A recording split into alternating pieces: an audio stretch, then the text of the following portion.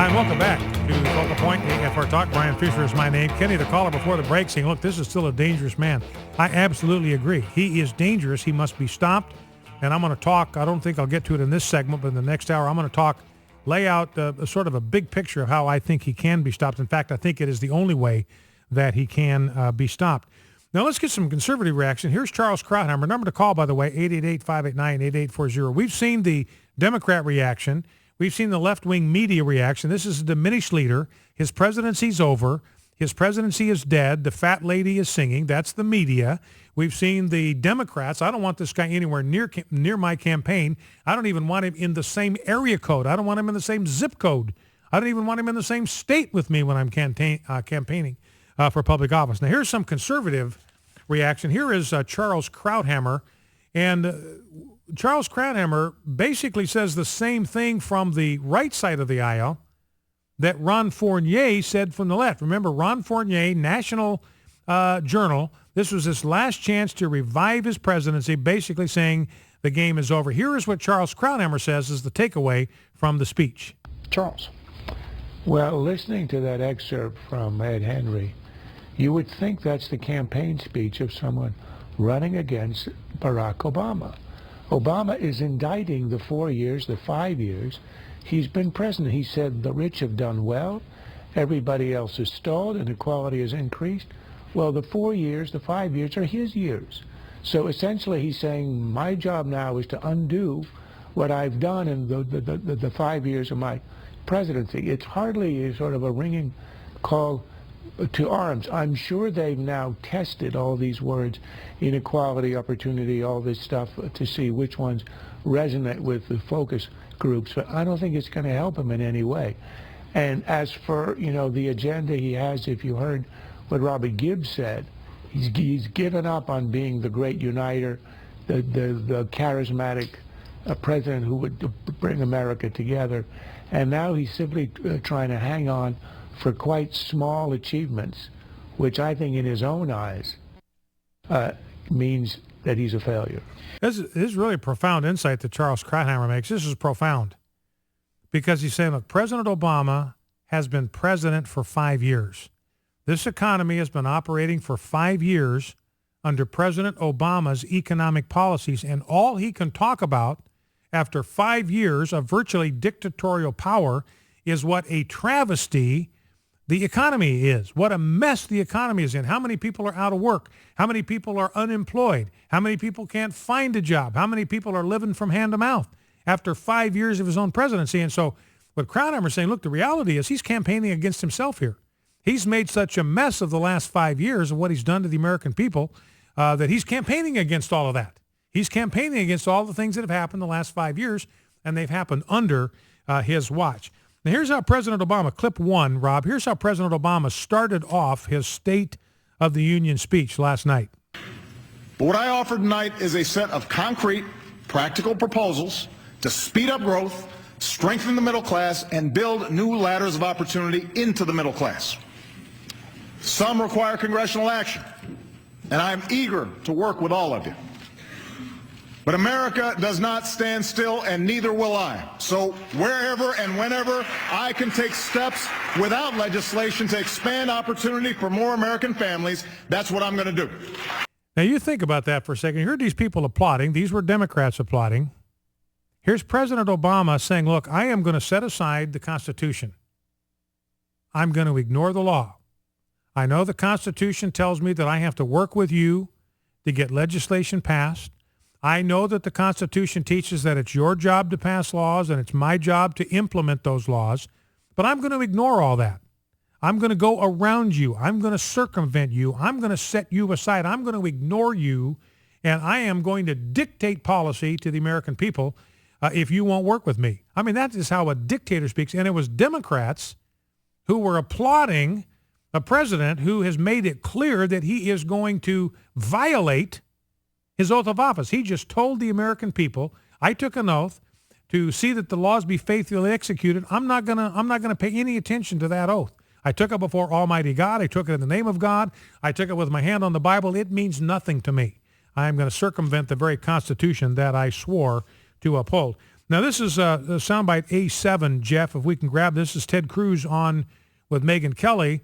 And Ted Cruz is responding to kind of the political philosophy that Barack Obama articulated last night in the State of the Union speech.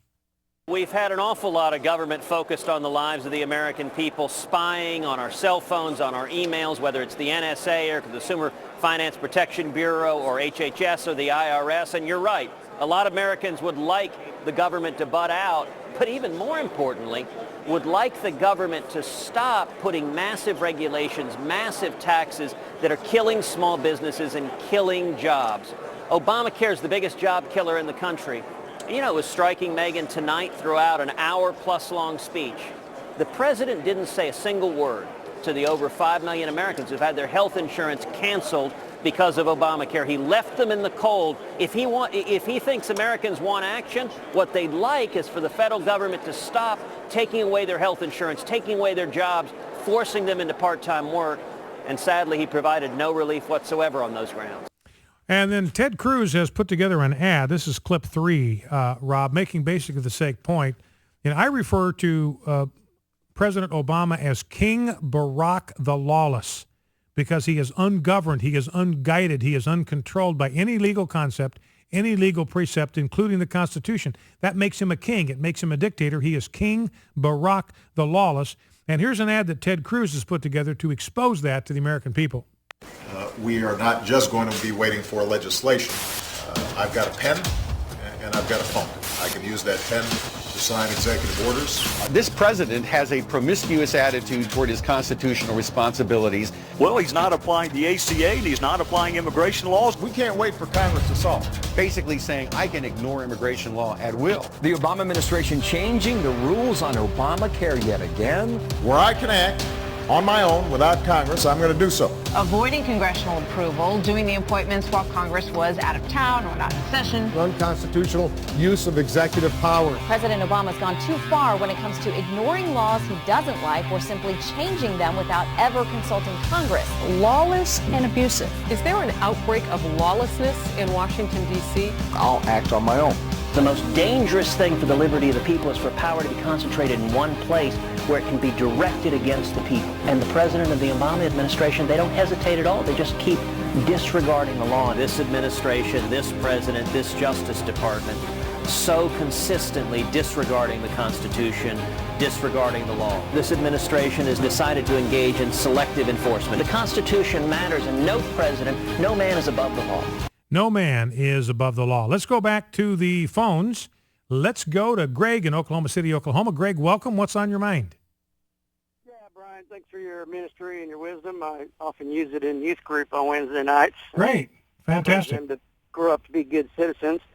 I was going to briefly comment on the Obama State of the Union. I did not watch. I just caught up on it later because he just makes me angry. I mean, I was talking to someone around here. Did you watch it last night? I said, no. I was an hour of my life I could not afford to lose. It's like paying somebody to beat you up and lie to you. Yeah, I know it. Yeah, he said I can never get that hour back, so I wasn't going to do it. Anyway, go ahead.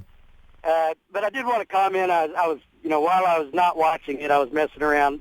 I found the site on YouTube. My kid's name is like Josh, something super smart young man, and he said, the site was Stop the NSA from Spying on You.